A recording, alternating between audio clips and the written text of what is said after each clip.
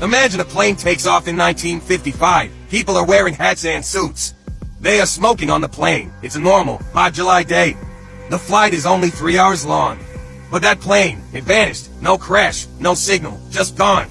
Then, 37 years later, in 1992, it just shows up. It lands in Venezuela. The passengers haven't aged a single day. Their clothes are old-fashioned. The pilot is screaming, asking where he is. This is the impossible true story, or is it? A Pan Am Flight 914. The government says it's a lie, but witnesses saw it, and they found one piece of evidence the plane left behind. I'm going to show you 3 shocking things right now. What the pilot said when the air traffic controller told him the year was 1992. The one piece of proof that could not be fake. The real scientific theory that explains how a plane could fly through time. Get ready. The truth behind this mystery will shock you. The year is 1955. The place is Idlewild Airport, which is now called JFK in New York City. Air travel was new and exciting. It was expensive and fancy. Our plane is a beautiful Douglas DC-4. It's a prop plane and has big propellers, not jets. This plane, Flight 914, was scheduled to fly from New York to Miami, Florida. Just a short hop down the coast. On board were 57 passengers and 4 crew members. 61 people ready for a sunny Florida holiday or a business trip. One of the passengers was Eleanor Hayes. She was 22 years old, excited to start a new life. Another was an old man named Benny Goldstein. He was a quiet, retired clockmaker. He carried a small, wooden item in his pocket. Remember Benny, he is important. On July 2nd, 1955, the plane took off. The sky was clear. The radio calls were normal, but about halfway through the flight, the plane disappeared. Poof, gone from the radar screen. The pilots never sent a distress signal. There was no storm, no explosion, nothing. It just stopped existing. The search was huge. Ships, planes, everyone looked for weeks. They found nothing. Not a seat cushion. Not a piece of metal. Nothing. It was called a tragic accident. The families grieved. The airline paid out the insurance. The world moved on. A plane and 61 lives simply vanished into thin air. But we know now they did not crash. They just went somewhere else, and they were coming back. Fast forward 37 years. The year is 1992, September 9th. The place is Caracas International Airport in Venezuela. This is thousands of miles and almost for decades away from where Flight 914 vanished. Meet Juan de la Corte. He is the air traffic controller. He is sitting, drinking coffee, watching his radar screen. It's a normal, slow day. Then, a tiny, strange blip shows up on his radar. An unscheduled flight. Juan calls the pilot, but gets no answer. Then, Juan sees it with his own eyes. A propeller plane, an old-fashioned one, a Douglas DC-4. It was like seeing a dinosaur walk into a modern city. Juan couldn't believe it. Those planes hadn't been used by major airlines in decades. The plane was flying slow and low. It looked like a ghost. Juan finally makes contact. The radio crackles. Juan VO, an identified aircraft. You are in restricted airspace. Identify yourself. Pilot VO Scratchy, old-timey. This is Pan American Airways Flight 914. We are scheduled to land in Miami at 9:55 a.m. on July 2nd, 1955. Juan froze. Did he hear that right? 1955. He told the pilot the truth. Sir, you are in Caracas, Venezuela. The date is September 9th, 1992. Now, this is what the pilot, Captain Tom Vance, said next. This is the first huge revelation. Pilot in a no. Where are we? Where are the lights? This cannot be right. We are 3 hours late from Miami. What is this new language you are speaking? Get us out of here. Juan heard shouting in the background, likely the flight attendant or passengers. Pure panic. The pilot sounded totally lost, completely stuck in 1955. Juan guided the plane to a small, quiet part of the airport runway. As the plane was taxiing, airport security rushed toward it. They wanted to see who these people were, but the plane never stopped. Captain Vance saw the huge, modern Boeing 747 jets parked nearby. He saw the new cars and the different flags. It was too much for his 1955 mind to handle. He screamed, he pushed the throttle forward, and the old DC-4 engines roared back to life. It took off again, right in front of the horrified witnesses. But as it lifted, a small, dark object fell from the undercarriage onto the concrete runway. Transition. But if you think that's crazy, wait until you hear this. The plane was gone again. It vanished into the clouds, never seen on any radar screen again. It just disappeared, just like it had in 1955. But the airport team, led by Juan, ran to the spot where the plane had taken off. And they found the object that had fallen out. This is the second huge revelation. This is the piece of evidence that the government cannot explain away. It was a small, hand-carved wooden pocket calendar. This wasn't a cheap, plastic toy. It was heavy, finely made. It had a dial to mark the date it was set to. July 2nd, 1955, the exact day Flight 914 took off. Remember Benny Goldstein, the quiet old clockmaker? This was his calendar. He made it himself.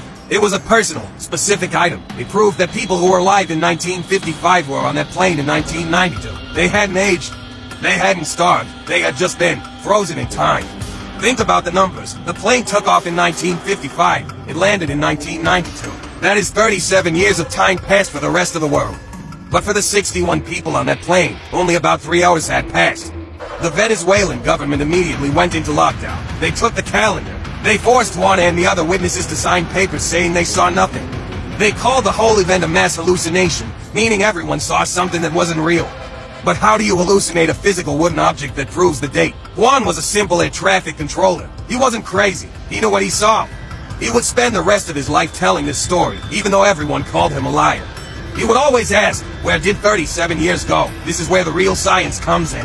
Experts started whispering about something called a time vortex or a space-time tear. Think of time as a big river.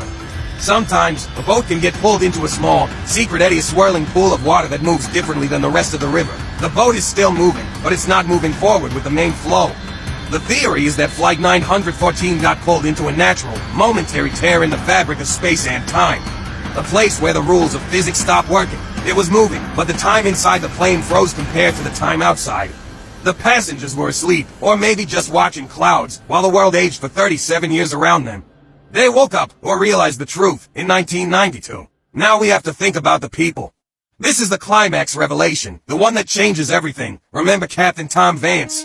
He had a wife and 2 young kids waiting for him in Miami in 1955. Imagine the pain of the families. They mourned their loved ones for 37 years. They lived their whole lives without them. They saw their children grow up, graduate, and maybe even have their own children. Now, imagine what would have happened if Flight 914 had landed safely in 1992 and stayed there. Captain Vance, still 45 years old, would have met his wife who was now 77. He would have met his children who were now older than him. He would see a world where his life insurance had been paid out, where his funeral had been held decades ago. He was a ghost walking among his own living family. This is the ultimate reason why the pilot screamed and took off again. It wasn't just fear of the modern planes. It was the absolute, crushing horror of realizing his entire life, his family's life, and everything he knew was gone, and that he was now the youngest stranger in his own home. He realized the terrible truth. They didn't just miss a landing, they missed a lifetime. By taking off again, the pilot made a terrible choice, but maybe the only one he could. He chose to disappear again, protecting himself and the other 60 passengers from the painful truth of a future where they no longer belong. Where did they go? They most likely flew straight back into the time vortex.